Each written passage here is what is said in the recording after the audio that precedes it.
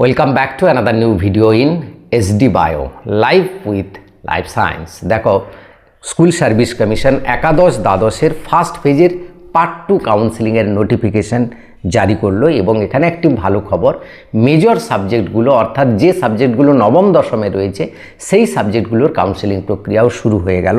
এতে নবম দশমের ভেরিফিকেশান এবং ইন্টারভিউতে বেশ বড় সুযোগ থাকছে, বিশেষ করে ফ্রেশারদের জন্য। সেটা কিভাবে আজকে আলোচনা করব এবং যে এই যে নোটিফিকেশান হলো, নোটিফিকেশানের মধ্যে 9-10-এর ভেরিফিকেশান কবে আসতে চলেছে সে নিয়েও ডিটেলসে আলোচনা করব। কম্বাইন্ড মেরিট লিস্ট কবে জানতে পারবে এবং তোমার ভেরিফিকেশন কবে হবে, কিভাবে হবে, কখন হবে সেই সম্পর্কেও আজকে আলোচনা করব। ফাইনাল ভ্যাকেন্সি যেটা বেরিয়েছে সেই ভ্যাকেন্সি বাড়লো কি বাড়লো না সে সম্পর্কে বলবো। Subject wise combined merit list কবে দেবে এবং যে নিউ ওপেন কাউন্সিলিং প্রসেস হচ্ছে সেই ওপেন কাউন্সিলিং প্রসেসে কার কেমন সুবিধে পাবে, কে অসুবিধেই পড়তে পারে সে সম্পর্কে বলবো। একটা সাবজেক্টে একাধিক ডেট রয়েছে, তাহলে তোমার কবে ডেটটা পড়বে সেটা কিভাবে জানতে পারবে এবং পুলিশ ভেরিফিকেশন এবং মেডিকেল ফিটনেস নিয়ে একটা গুরুত্বপূর্ণ আপডেট রয়েছে সে সম্পর্কে বলবো। তাই ভিডিওটা শেষ পর্যন্ত দেখো, ভালো লাগলে লাইক করে বন্ধুদের শেয়ার করে দিও, চ্যানেলে নতুন হলে চ্যানেলটা সাবস্ক্রাইব করে নিও। দেখো, প্রথমেই বলি যে একাদশ দ্বাদশের ফার্স্ট ফেজের পার্ট 2 কাউন্সিলিং, এরপর পার্ট 3 পার্ট 4 এরকমভাবে আসবে বাকি সাবজেক্টগুলো। সেখানে মেজর সাবজেক্টগুলো রয়েছে, তোমরা শিডিউলটা দেখে নেবে, স্ক্রিনে দেওয়া রয়েছে।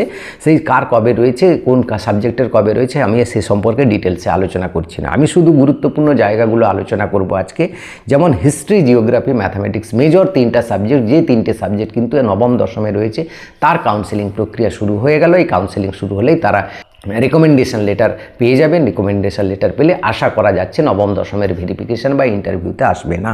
এরপরেই কিন্তু বাকি মেজর সাবজেক্টগুলো হয়ে যাবে, অর্থাৎ নবম দশমের যতদিনে ইন্টারভিউ শুরু হবে ততদিনে একাদশ দ্বাদশের সবাই কিন্তু জয়েন করে যাবে। এই খবরটা এইটা কিন্তু গুরুত্বপূর্ণ দরকার ছিল। এইটা এসএসসি স্কুল ট্যাক্টফুলি কিন্তু করতে চাইছে এবং যার ফলে একাদশ দ্বাদশের ক্যান্ডিডেটরা যারা চাকরি পেয়ে যাবে তারা কিন্তু আর নবম দশমে যাবে না। তার ফলে ফুল ভ্যাকেন্সিটা কিন্তু একদম ফাঁকা থাকবে নবম দশমের জন্য, সেখানে আর কিন্তু ওভারল্যাপিংয়ের কোনো ব্যাপার থাকবে না। এবার কম্বাইন্ড মেরিট লিস্ট কিন্তু আমরা এখনও পাইনি, শুধু আমরা পেয়েছি কি স্কুল ভ্যাকেন্সি লিস্টও কিন্তু আপডেট হয়ে গেছে। সেই ভ্যাকেন্সি লিস্টে তোমরা যে সাবজেক্ট রয়েছে সেই সাবজেক্টে আগে যে ভ্যাকেন্সি ছিল, এখন যে নাম্বার অফ স্কুল ভ্যাকেন্সি রয়েছে সেটা দেখে তোমরা অবশ্যই কমেন্ট করে জানাবে তোমাদের ভ্যাকেন্সি বাড়লো কি না। কারণ আমি এতগুলো সাবজেক্টের আমার কাছে আমি দেখে সময় পাইনি দেখার, সেখানে তোমরা দেখলে বুঝতে পারবে টোটাল ভ্যাকেন্সিটা বাড়ছে কিনা। এবার তাহলে ফাইনাল ভ্যাকেন্সি যেটা বেরোচ্ছে সেটা বাড়লো, কমার তো কথা নেই, বাড়লো কতটা বাড়লো সেটা কিন্তু জানতে পারবে।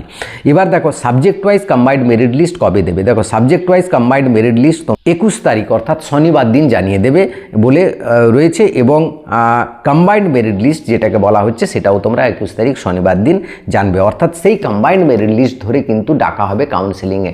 অর্থাৎ যাদের ধরো একটা সাবজেক্টে প্রথম দিন 100 জনকে ডাকা হলো, সেই সাবজেক্টে যেদিন রয়েছে কাউন্সিলিং সেদিন সকাল 10টায় তোমাকে পৌঁছতে হবে সেন্ট্রাল অফিসে এবং সেখানে কাউন্সিলিং প্রক্রিয়া হবে। সেখানে 100 জনকে ডাকা হলো। প্রত্যেকটা সাবজেক্টের জন্য কিন্তু একটা করে টেবিল থাকবে, যে অর্থাৎ বোর্ড তৈরি হচ্ছে সেই বোর্ডে কিন্তু কাউন্সিলিং হবে। আগের মতো রিজিওনাল অফিসে যেরকম হতো একাধিক বোর্ড থাকতো সেরকম কিন্তু হচ্ছে না। এবার দেখো, এই যে 21 তারিখ যে পাবলিশ হবে সেই কম্বাইন্ড মেরিট লিস্ট, সেই লিস্ট ধরে সেই সাবজেক্টের প্রথম 100 জনকে হয়তো প্রথম দিন ডাকা হলো। অর্থাৎ দ্বিতীয় দিন যারা যাবে তারা সেই 100টা সাবজেক্ট পাবে না, 100টা স্কুল পাবে না, অর্থাৎ 100টা স্কুল তারা বুক করে নিল। বাকি যে থাকলো ভ্যাকেন্সির মধ্যে তখন তোমাকে কিন্তু বেছে নিতে হবে। এইবার এই যে 100টা স্কুল বেছে নিল সবচেয়ে ভালো স্কুলগুলো তারা বেছে নিল, ব্যাপারটা কিন্তু সেরকম নয়। কারণ যেই ডিস্ট্রিক্টে আছে বা যেই ব্লকে রয়েছে সে তার বাড়ির পাশাপাশি স্কুলটাই বাঁচবে, এটাই স্বাভাবিক, বা তার বাড়ির কাছাকাছি যে ভালো স্কুলগুলো রয়েছে বাঁচবে। সেটা তোমার জন্য যে ভালো স্কুল তা তো নয়, তোমার ক্ষেত্রে ভালো স্কুল কোনটা বা তুমি কোন স্কুলটা পছন্দ করছো, তোমার বাড়ির কাছে স্কুলটা, সেটা ভ্যাকেন্সি থাকতেই পারে। তো অর্থাৎ যাদের র্যাঙ্ক একটু নিচের দিকে রয়েছে, হতে পারে কেউ একজন তোমার ব্লকের কেউ একজন তোমার উপরের র্যাঙ্ক হয়েছে, সে কিন্তু তোমার বাড়ির পাশে স্কুলটা বেছে নিতে পারে। সেই জন্য তোমরা কি করবে, 10 থেকে 12টা স্কুল বা 15টা স্কুল তোমরা বেছে নিয়ে যাবে, একদম লিস্ট তৈরি করে নিয়ে যাবে যে আমার ফার্স্ট চয়েস এই স্কুলটা, সেকেন্ড চয়েস এইটা, থার্ড চয়েস এইটা, এইভাবে বেছে নিয়ে যাবে। তুমি যেদিন যাবে সেদিন দেখবে যে স্কুলগুলো আগের দিন বেছে নিয়েছে, কেউ নিয়েছে, সেই স্কুলগুলো কিন্তু সেখান থেকে ডিলিট হয়ে গেছে, বাকি স্কুল লিস্টটা তোমার কাছে পড়ে থাকবে। অর্থাৎ বাকি স্কুল লিস্টের মধ্যে তোমাকে বেছে নিতে হবে তোমার স্কুলটা। এভাবেই কিন্তু একটা প্রিপেয়ার হয়ে যাবে, না হলে সেখানে গিয়ে হতবম্ব খেয়ে যাবে। 5-7 মিনিটের মধ্যে তোমাকে স্কুল বাছাই করতে বলবে, তখন তুমি কিন্তু হেজিটেড হয়ে কোথাও একটা অন্য স্কুল বেছে নেবে যেটা তোমার জন্য সুটেবল হয়তো নাও হতে পারে। তাই এই প্রিপারেশনটা করে যাবে।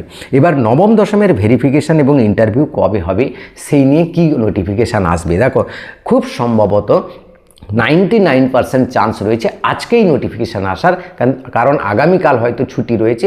যদি স্কুল সার্ভিস কমিশন ছুটির দিনও নোটিফিকেশান দিতে চায়, না দেবে হয়তো, কিন্তু আজকে আসার 99% চান্স। আর সন্ধেবেলায় নবম দশমের যে ভেরিফিকেশান কবে থেকে শুরু হবে, কিভাবে কোন সাবজেক্টের কোন রোল নাম্বারে কবে ভেরিফিকেশান হবে তার একটা লিস্ট বা নোটিফিকেশান কিন্তু আজকেই আসার সম্ভাবনা। তাই উদ্বিগ্ন হওয়ার কিছু নেই, ধৈর্য ধরো, সাবজেক্ট ওয়াইজ ও এসে যাবে কয়েকদিনে, মানে আজকের মধ্যেই। এবার দেখো যেটা বলছিলাম, পুলিশ ভেরিফিকেশান একটা সাবজেক্টে একাধিক ডেট দেওয়া আছে, সেখানে কবে হবে।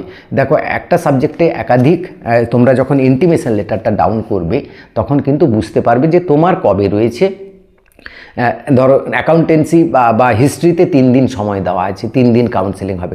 তোমার কবে হবে, তুমি তোমার ইন্টিমেশন লেটারটা ডাউনলোড করলে তোমার ডেট, তোমার সময়, সমস্ত কিছু লেখা থাকবে।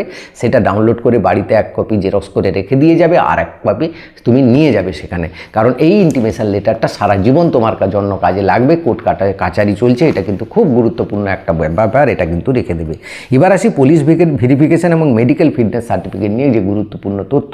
একাদশ দ্বাদশের যারা অলরেডি ইন্টিমেশন লেটার পেয়ে গেছে তারা জয়েন করতে পারছে না, কারণ ভেরিফিকেশানে এবং মেডিকেল ফিটনেস সার্টিফিকেট তারা জোগাড় করতে পারছে না। কারণ বিভিন্ন সময় তাদের নিজের লোকাল থানায় গিয়ে তারা কিন্তু অফিসারের দেখা পাচ্ছে না, তাই সাইন সিল সিগনেচার করতে পারছে না। ভোটের ডিউটিতে সবাই কিন্তু ব্যস্ত হয়ে গেছে। ট্রেনিং এই মার্চ মাসেই শুরু হয়ে যাবে, যে খবর রয়েছে, এপ্রিল মাসের প্রথম নাগাদ শুরু হয়ে যাবে ট্রেনিং। তো তাই কিন্তু এনাদের তো আরও বেশি ডিউটি পড়ে গেছে বিভিন্ন জায়গায় যাওয়ার জন্য, যার ফলে মেডিকেল অফিসাররাও তারা কিন্তু মানে বিভিন্ন পোস্টের মধ্যে রয়েছে ইলেকশন কমিশনের আন্ডারে, তাই তারাও কিন্তু বিভিন্ন মিটিংয়ে ব্যস্ত রয়েছেন।